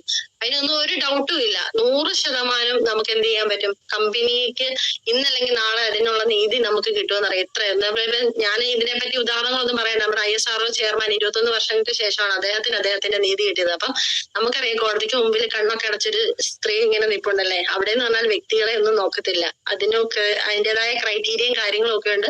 അതനുസരിച്ചുള്ള ആ ഒരു നീതി നമുക്ക് നീതി ദേവത തരും, അത് ഉറപ്പാണ്. ഓക്കെ, പിന്നെ ഈ പറഞ്ഞ പോലെ തന്നെ ഞാൻ പറഞ്ഞ പോയിന്റ്സ് എന്ന് പറയുന്നത് നിങ്ങൾ ഫസ്റ്റ് ആദ്യം മനസ്സിലാക്കുക, നിങ്ങളുടെ കൂടെ വന്ന ആൾക്കാരോട് അത് പറഞ്ഞ് മനസ്സിലാക്കി കൊടുക്കുക. അല്ലാതെ അവർ ചോദിക്കുന്ന സമയത്ത് ഫോൺ ഓഫ് ചെയ്ത് വെക്കുവോ അല്ലെങ്കിൽ അവരുടെ കോൾ അറ്റൻഡ് ചെയ്യാതിരിക്കുവോ, ഇതൊക്കെയാണ് നമ്മളിപ്പോ ചെയ്യുന്ന ഏറ്റവും വലിയ തെറ്റെന്ന് പറയുന്നത്. അതൊന്നും ആരും ചെയ്യുന്നില്ലെന്ന് എനിക്കറിയാം. എന്നാലും ഞാൻ ഒന്നുകൂടെ പറയുകയാണ്, നിങ്ങൾ അങ്ങനെ ഒന്നും ചെയ്ത് നമ്മളെ സിറ്റുവേഷൻ വൾഗർ ആക്കാതിരിക്കുക, അവർക്ക് കാര്യങ്ങൾ കൂടുതൽ പറഞ്ഞു കൊടുക്കുക. ഇപ്പൊ ഈ സമയത്ത് ഞാൻ ഒരു സ്റ്റോറി പറയാം. സ്റ്റോറി എന്ന് പറയുന്നത് വേറൊന്നുമല്ല, ഒരു ചെറുപ്പക്കാരൻ മോഷണത്തിന് ജയിലിലായ വ്യക്തിയാണ്. അപ്പം അദ്ദേഹത്തിന് പുറത്തു വരാൻ പറ്റുന്നില്ല. പുറത്തെന്ന് പറയുന്ന ഒരു വൃദ്ധനായിട്ടുള്ള ഒരു അച്ഛൻ മാത്രമേ ഉള്ളൂ, ആൾക്കൊന്നും ചെയ്യാൻ പറ്റുന്നില്ല.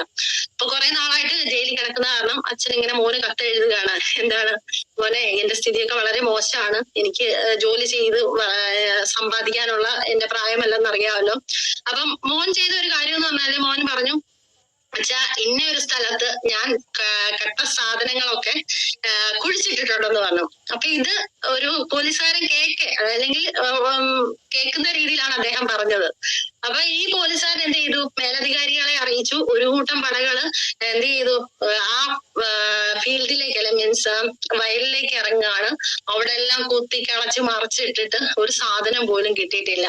പിന്നെ മോൻ അച്ഛനോട് പറയുന്നത് വെച്ചാൽ എനിക്ക് ഇവിടെ നിന്ന് ചെയ്യാൻ പറ്റുന്നത് ഞാൻ ചെയ്തിട്ടുണ്ട്. അതായത് അച്ഛൻ പറഞ്ഞതാണ്, അച്ഛന് പണിയില്ല, വയലിലിറങ്ങി തൂമ്പ എടുത്ത് കളയ്ക്കാനോ സാധനങ്ങൾ വെക്കാനോ ഒന്നും പറ്റാത്തൊരു സിറ്റുവേഷൻ ആണ്.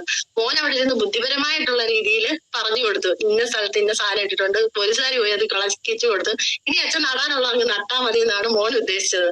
അപ്പൊ ഞാൻ പറഞ്ഞത് നിങ്ങൾക്ക് എല്ലാവർക്കും മനസ്സിലായെന്ന് വിശ്വസിക്കുന്നു. എന്ത് വന്നാലും ഓരോ സിറ്റുവേഷനും അതിൻ്റെതായ റീസൺസും കാര്യങ്ങളും ഒക്കെ ഉണ്ട്. ഈ പറഞ്ഞ പോലെ അതിനകത്ത് ടെൻഷൻ അടിച്ചിരിക്കുകയല്ല ചെയ്യേണ്ടത്. പിന്നീട് നമ്മൾ എന്താണ് ചെയ്യേണ്ടത്, നമ്മൾ എങ്ങനെ മുന്നോട്ട് പോകണം. ടെൻഷൻ അടിച്ചു കഴിഞ്ഞാൽ, കാരണം നമ്മളുടെ മനുഷ്യന്റെ ഒരു ഇതനുസരിച്ച് ചെയ്യണം. നമ്മൾ ടെൻഷൻ അടിക്കുമ്പം എടുക്കുന്ന തീരുമാനങ്ങൾ വളരെ വേസ്റ്റ് ആയിരിക്കും. അങ്ങനത്തെ കാര്യങ്ങൾ നമ്മൾ തീരുമാനിക്കത്തുള്ളൂ. ഓക്കെ, അപ്പൊ അങ്ങനത്തെ തീരുമാനങ്ങളൊന്നും എടുക്കാതെ ഇരുന്നൊന്ന് റിലാക്സ് ആയിട്ട് നമ്മുടെ കമ്പനിയെ പറ്റി ഒന്ന് മനസ്സിലാക്കുക. കമ്പനി എങ്ങനെയുള്ളതാണ്, നമ്മൾ ഇത്ര നാളും കണ്ട ഒരു കമ്പനിയല്ല, അത് വേറെ ആരും പറഞ്ഞു തന്ന ആവശ്യമില്ലല്ലോ. പിന്നെ ഇവരൊക്കെ പറയുന്ന കാര്യങ്ങൾ എങ്ങനെയാണ് എന്താണെന്നൊക്കെ ഒന്ന് നോക്കുക.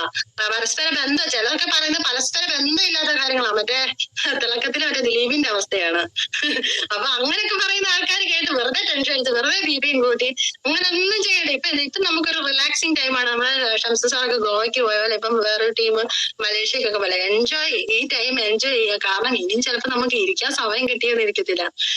ഇവിടെ ഏറ്റവും വലിയ നെഗറ്റീവ് ഇരിച്ചോണ്ടിരുന്നതാണ് എന്റെ ഹസ്ബൻഡ്. അപ്പൊ ഈ ഒരു ഹൈറിച്ചിലോട്ടൊക്കെ വന്നതിന് ശേഷം നന്നായിട്ട് വണ്ണമൊക്കെ കൂടി. കാരണം എപ്പോഴും കുത്തിയിരിപ്പും പ്ലാൻ പറിച്ചിലുള്ളൂ. അപ്പൊ എന്നോട് വന്നു, ഇപ്പൊ കുറച്ച് ഗ്യാപ്പൊക്കെ കിട്ടിയില്ല, ഇനി പോയി നടക്കാനൊക്കെ പോയി, ഇച്ചിരി വണ്ണമൊക്കെ കുറച്ച് പോയി, ഇനിയിപ്പോ കണ്ടിന്യൂസ് ആയിട്ട് ഇരിക്കാനുള്ളത്. കാരണം പുള്ളിക്ക് പോലും വിശ്വാസമുണ്ട് ഇനി തിരിച്ചു വരും എന്നുള്ളത്. അപ്പൊ അതൊക്കെയാണ് അതൊക്കെ ഒരു എന്താ പറയാ, സ്പോർട്സ്മാൻ സ്പിരിറ്റിൽ എടുക്കണമെന്നേ. ഒരു പ്രശ്നമില്ലാതെ ഇങ്ങനെ എന്നും വരുമാനം, എന്നും 30-20 വരുമാനം ഒക്കെ അടിച്ചോണ്ടിരുന്ന ഒരു രസമില്ല. ഇടയ്ക്ക് ഇങ്ങനത്തെ ഹൊറിബിൾ ആയിട്ടുള്ള കാര്യങ്ങളൊക്കെ വന്നിട്ട് സൈക്കോ എന്ന് വിചാരിക്കരുത്, അതൊരു രസത്തിന് വന്നതാണ് കേട്ടോ. അപ്പൊ ഇതൊക്കെയാണ് നമ്മുടെ കമ്പനിയുടെ കാര്യങ്ങൾ. മാക്സിമം നമ്മൾ എന്ത് ചെയ്യാ, ഇനിയും ഈ കമ്പനി തിരിച്ചു വരുന്ന സമയത്ത് ആരും ഡൗട്ട് അടിച്ചിരിക്കരുത്. ഇനി ഇങ്ങനത്തെ പ്രശ്നം വന്നാൽ എങ്ങനെ ഫേസ് ചെയ്യണമെന്നുള്ള ഉത്തരവൊക്കെ എല്ലാവർക്കും കിട്ടിയില്ലേ. അപ്പൊ അതൊക്കെ വെച്ച് മുന്നോട്ട് നന്നായിട്ട് തന്നെ പോവുക. ഇനി ടൈം ഇഷ്ടം പോലെ ഉണ്ടല്ലോ, ഞാൻ ഇനി പ്ലാൻ എടുക്കേണ്ടി വരുമോ? 8-7 ഇവിടെ 8-7 ആയതേ ഉള്ളൂ കേട്ടോ. അപ്പൊ ഇതൊക്കെയാണ് നമ്മുടെ കമ്പനിയുടെ കറണ്ട് സിറ്റുവേഷനും കാര്യങ്ങളും ഒക്കെ. പറയാനായിട്ട് ഇത്രയൊക്കെ ഉള്ളൂ. കാരണം ഇത് വലിയ കാര്യമുള്ള കാര്യമൊന്നും അല്ല. പിന്നെ ഇതൊക്കെ കുറച്ച് ആൾക്കാർക്ക് റീച്ച് കൂട്ടാനും പിന്നെ ഇങ്ങനെ ഒരു രാഷ്ട്രീയ നേതാവ് കേരളത്തിൽ വൺസ് അപ്പോൺ എ ടൈം ജീവിച്ചിരുന്നു എന്നൊക്കെ ഒന്ന് അറിയിപ്പിക്കാനായിട്ട് അവർക്ക് കിട്ടിയ ഒരു അവസരം, നമുക്ക് ഹൈറിച്ചിനെ പറ്റി കൂടുതൽ ആൾക്കാരിലേക്ക് അറിയിക്കാനുള്ള ഒരു അവസരം. ഇതൊക്കെയാണ് എന്ത് ചെയ്യുക, ഇപ്പോഴത്തെ ഈ ഒരു സിറ്റുവേഷൻ നിങ്ങൾ കണ്ടാൽ മതി. വേറെ പ്രത്യേകിച്ച് ഒന്നുമില്ല. ആക്റ്റീവായിട്ട് നിൽക്കുക. പിന്നെ 1-2 കാര്യങ്ങളോട് ഞാൻ പറയണമെന്ന് മറന്നുപോയി. ഇനി ഈ ഒരു സിറ്റുവേഷൻ കഴിഞ്ഞ് നിങ്ങൾ ഈ വർക്കൊക്കെ റീസ്റ്റാർട്ട് ചെയ്യുക. ഇപ്പൊ ഓൾറെഡി എല്ലാവരും വർക്ക് ചെയ്യുന്നുണ്ട്. എന്നാലും നമ്മുടെ ന്യൂ ഇയർ റെസൊല്യൂഷൻ ഒക്കെ എന്തൊക്കെ ചെയ്യണമെന്ന് നമ്മുടെ ഹൗസി മാഡം ഒക്കെ പറഞ്ഞു തന്നു. ആ റെസൊല്യൂഷൻ എന്ന് പറയുന്നത് തീർച്ചയായിട്ടും നിങ്ങൾ ചെയ്യുക. അല്ലെ ന്യൂ ഇയർ ഗോൾ സെറ്റ് ചെയ്യുക. റെസൊല്യൂഷൻ എന്ന് പറഞ്ഞു കഴിഞ്ഞാൽ ചിലപ്പം മറ്റേ വണ്ണമൊക്കെ കുറയ്ക്കാനുള്ള പോലെ 1-ാം തീയതി വണ്ണം കുറയ്ക്കാൻ പോകും, പിന്നെ 2-ാം തീയതി മടിയാവും, അങ്ങനെയല്ല. അപ്പൊ നമ്മൾ ഗോൾ സെറ്റ് ചെയ്യുക. അതിന് വേണ്ട കാര്യങ്ങളൊക്കെ ചെയ്യുക. ഗോള് ഇപ്പം നമുക്കിപ്പം ഈ ഒരു വർഷം പിന്നെ ഇപ്പൊ നമ്മുടെ ഒരു കാർ വാങ്ങണം അല്ലെങ്കിൽ ഒരു വീട് വാങ്ങണം. പെട്ടെന്ന് അങ്ങോട്ട് ചെയ്തൊരു കാറോ വീടോ നമുക്ക് വാങ്ങാൻ പറ്റത്തില്ല അല്ലെ. അപ്പൊ ആ ഒരു കാറോ ഒരു വീട്ടിലേക്ക് എത്താൻ ഇപ്പൊ ഞാൻ കഴിഞ്ഞ വർഷം ചെയ്ത ഒരു കാര്യം ഞാൻ നിങ്ങൾക്ക് ചെറുതായിട്ട് ഷെയർ ചെയ്യാം. അതായത് കിട്ടുന്ന വരുമാനത്തിൽ നിന്നും കുറച്ച് എമൗണ്ട് ഞാൻ മാറ്റി വെക്കുന്നുണ്ട്. അതായത് കുറച്ച് വർഷത്തേക്ക് ഞാൻ മാറ്റി വെക്കുകയാണ്. കാരണം എനിക്ക് കുറച്ച്, ഞാൻ പറഞ്ഞിട്ടുണ്ട് എന്റെ ഏറ്റവും വലിയ ആഗ്രഹം എന്ന് പറയുന്നത് നാട്ടിൽ സെറ്റ് ആവാണ്. അപ്പൊ അതിനു വേണ്ടിയുള്ള ഒരു ചെറിയ, നമ്മൾ ചെറിയ പടികൾ ചേർന്നാണ് 100ാമത്തെ പടിയിലേക്ക് ഒറ്റയടിക്ക് കാല് വെക്കാൻ പറ്റില്ല. നമ്മൾ ചെറിയ പടികൾ കയറണം അല്ലെ. അപ്പൊ ആ ചെറിയ പടികളാണ് നമ്മുടെ ചെറിയ ഗോൾസ് എന്ന് പറയുന്നത്. അപ്പൊ ഞാൻ എന്താ പറയാ, ഈ പറയുന്ന പോലെ ഹൈറിച്ചിന്ന് വരുമാനമൊക്കെ കിട്ടിക്കഴിഞ്ഞാൽ, പ്രത്യേകിച്ച് ഇവിടെ ആയതുകൊണ്ട് എനിക്ക് വലിയ ചെലവും കാര്യങ്ങളും ഒന്നും ഇല്ല. അതുകൊണ്ട് തന്നെ ആരെങ്കിലും ചോദിച്ചു കഴിഞ്ഞാൽ സത്യം പറഞ്ഞാൽ ഇച്ചിരി സഹായ മനസ്ഥിതി ഉള്ളതുകൊണ്ട് ആര് ചോദിച്ചാലും ഞാൻ 100 രൂപയാണെങ്കിലും എടുത്തു കൊടുക്കും. അവസാനം എന്റെ അമ്മ പറഞ്ഞു തന്നൊരു ബുദ്ധിയാണ്, നീ ചിട്ടിക്കകത്ത് ചേരുക. പിന്നെ നമ്മുടെ ഗോൾഡ് ട്രീ ഉണ്ട് മറ്റേ ജുവലറീസില്, മാസം ഇത്ര ഒരു എമൗണ്ട് അടച്ചു കഴിഞ്ഞാൽ 11 മാസം കഴിഞ്ഞ് കഴിഞ്ഞാൽ അങ്ങനെ കിട്ടാം. അങ്ങനെയൊക്കെ കുറെ സ്കീമുകൾ, ഏകദേശം 19,000 രൂപയുടെ ഒരു സ്കീമിനകത്തൊക്കെ ഞാൻ ചേർന്നിട്ടുണ്ട്. കാരണം കയ്യിലിരിക്കുന്ന പൈസ ഒന്ന് സേവ് ചെയ്യുക അല്ലെ. നമ്മൾ എന്നും ദൂരത്തടിച്ചാൽ മാത്രം പോലല്ലോ അങ്ങനത്തെ കാര്യങ്ങൾ. അതായത് ഈ പറഞ്ഞ ഗോൾഡ് ട്രീ ഒക്കെ ഞാൻ യൂസ് ചെയ്യുന്നത് ഏകദേശം മോളുടെ ബർത്ത്ഡേ വരുന്ന സമയത്താണ്. ഞാൻ ഓരോ കോയിൻസ് വാങ്ങിക്കൊടുക്കാനായിട്ടാണ് ഉദ്ദേശിക്കുന്നത്. അപ്പൊ അതൊക്കെ എന്ന് പറഞ്ഞാൽ നമുക്കൊരു സേവിങ്സ് ആയിട്ടിരിക്കാം. അപ്പൊ ഒത്തിരി കാര്യങ്ങൾ നമുക്ക് എന്ത് ചെയ്യാൻ പറ്റുന്നുണ്ട്, ആ ഗോളിലേക്കൊക്കെ എത്തിച്ചേരാനായിട്ട് നമ്മൾ ചെയ്യണം. അതൊരു പ്രോസസ്സ് തന്നെയാണ്, പേര് ഞാൻ മറന്നു കേട്ടോ. അതായത് 3 സ്റ്റെപ്പാണ്. അതായത് നമ്മൾ ഒരു ഗോൾ സെറ്റ് ചെയ്യുക, ആ ഗോൾ സെറ്റിലേക്ക് അതിന്റെ സ്റ്റെപ്പുകൾ, അതായത് നമ്മൾ എന്തൊക്കെ അതിനു വേണ്ടി ചെയ്യണം. ഇപ്പം ഒരു 1 ലക്ഷം രൂപ കിട്ടണമെങ്കിൽ ആ 1 ലക്ഷത്തിലേക്ക് ഒരു ദിവസം കൊണ്ട് നമുക്ക് എത്തിച്ചേരാൻ പറ്റില്ല. അതിന് എത്ര ടീം ക്രിയേറ്റ് ചെയ്യണം, എത്ര ടീം വരണം നമ്മുടെ താഴെ, എന്തൊക്കെ കാര്യങ്ങൾ അതിനു വേണ്ടി ചെയ്യണം, അങ്ങനെ കുറെ സ്റ്റെപ്പുകൾ എടുത്ത് നമ്മൾ അതൊക്കെ ഒന്ന് എഴുതി വെക്കുക. ഇതൊക്കെ ഈ സമയത്ത് ഇരുന്ന് ചെയ്യുക. അല്ലാതുള്ള നെഗറ്റീവ് കമ്പനി എന്തായാലും ആ കേസ് അവിടെ മുന്നോട്ട് പോകും. നമ്മൾ ഇരുന്ന് ആലോചിച്ചാലും ചിന്തിച്ചാലും ഇല്ലെങ്കിലും കേസ് പോകാനുള്ളത് അതിന്റെ വഴിക്ക് തന്നെ പോകില്ലേ. ആരായാലും ഈ ഫ്രീസിങ് മാറ്റത്തില്ലെന്ന് പറഞ്ഞിട്ട് മാറാതിരുന്നോ, അത് തന്നെ നമുക്ക് നമ്മുടെ മുമ്പിൽ ഒരു വലിയ തെളിവാണ്. അപ്പൊ കേസ് അതിന്റെ രീതിയിൽ പൊക്കോളും. ഇത് കഴിയുമ്പോൾ നമ്മൾ എന്ത് ചെയ്യണമെന്നുള്ളതാണ് ഇപ്പൊ നമ്മൾ ചെയ്യേണ്ട ഒരു കാര്യം അല്ലെ. അപ്പൊ ഈ പറഞ്ഞ പോലെ നമ്മുടെ ഒരു ഓട്ട മത്സരം ഉണ്ടല്ലോ, മറ്റേ ഡിവൈഡറൊക്കെ ചാടി പോയി അവസാനം ഗോളിൽ എത്തുന്നത്. അപ്പൊ ഇതുപോലെയാണ് നമുക്ക് ഇടയ്ക്കിടയ്ക്ക് ചില പ്രശ്നങ്ങൾ വരും. അതൊക്കെ ചാടി എന്ത് ചെയ്യാ, നമ്മൾ നമ്മുടെ ലക്ഷ്യത്തിലെത്തുക. ലക്ഷ്യം എന്ന് പറയുന്നത് ഓരോരുത്തർക്കും ഡിഫറെന്റ് ആണ്. ഇപ്പൊ എന്റെ ലക്ഷ്യം എന്ന് പറയുന്നത് എപ്പോ ചോദിച്ചാലും ഞാൻ പറയും എനിക്ക് നാട്ടിൽ സെറ്റിൽ ആവുക എന്നുള്ളതാണ്. അപ്പൊ അതിന് വേണ്ട കാര്യങ്ങളൊക്കെ ചെയ്യുക. എന്തൊക്കെ ചെയ്യണം, നിങ്ങളുടെ ഏത് ലീഡറിന് സപ്പോർട്ട് വാങ്ങണം, അല്ലെങ്കിൽ നിങ്ങൾ ആർക്കൊക്കെ സപ്പോർട്ട് കൊടുക്കണം. ഇഷ്ടംപോലെ കാര്യങ്ങളാണ് ഹൈറിച്ച് ചെയ്യാൻ നമുക്ക് കിടക്കുന്നത്. ഇനിയൊന്നും അത് ചെയ്തിട്ടില്ലെങ്കിൽ ധൈര്യമായിട്ട് ചെയ്ത്. ഇപ്പൊ നമ്മുടെ കമ്പനിക്കൊക്കെ നല്ല പേരും പ്രശസ്തിയും ഒക്കെ ആയില്ലേ. അപ്പം ഇഷ്ടംപോലെ ആൾക്കാരൊക്കെ ജോയിൻ ചെയ്യാൻ വരുന്ന സമയത്ത് നമ്മൾ ഇങ്ങനെ നോക്കി നിൽക്കണം, കൊട്ടയായിട്ടിരുന്നു. എവിടെ നിന്നൊക്കെ ആൾക്കാർ വരും എന്നുള്ളത് പെറുക്കി എടുക്കണം. വേറെ ആർക്കും വിട്ടുകൊടുക്കണ്ട കേട്ടോ, പ്രത്യേകിച്ച് എന്റെ ടീമിലുള്ള ആൾക്കാരോട്. ഓക്കെ, അപ്പൊ അതിനു വേണ്ടിയുള്ള സകല സന്നാഹങ്ങൾ ഒരുക്കുക. നമുക്ക് തീർച്ചയായിട്ടും എന്ത് ചെയ്യാൻ പറ്റും, നമ്മുടെ വിജയം കണ്ടെത്താനായിട്ട് തീർച്ചയായിട്ടും പറ്റും. ഒരിക്കലും നിരാശപ്പെടേണ്ട ആവശ്യമില്ല. കാരണം ഇതിലേക്ക് ഇത്രയും ലക്ഷം അല്ലെ ഇത്രയും കോടി ജനങ്ങൾ വന്നിട്ടുണ്ടെങ്കിൽ അതിന് ദൈവത്തിന് ഒരു നിയോഗം കാണും അല്ലെ. അല്ല ഒന്നിച്ച് ഇത്രയും ട്രാപ്പിലേക്ക് ദൈവം എല്ലാരെയും കൂടെ തള്ളിവിടുവോ? ഇല്ല, ഒരിക്കലും ഇല്ല. പ്രത്യേകിച്ച് എന്നെ പോലെ ഇവിടെ ഒമാനി കിടക്കുന്ന ആളെ എന്താ പറയാ, ഫ്ലൈറ്റ് പിടിച്ചു വരത്തില്ല.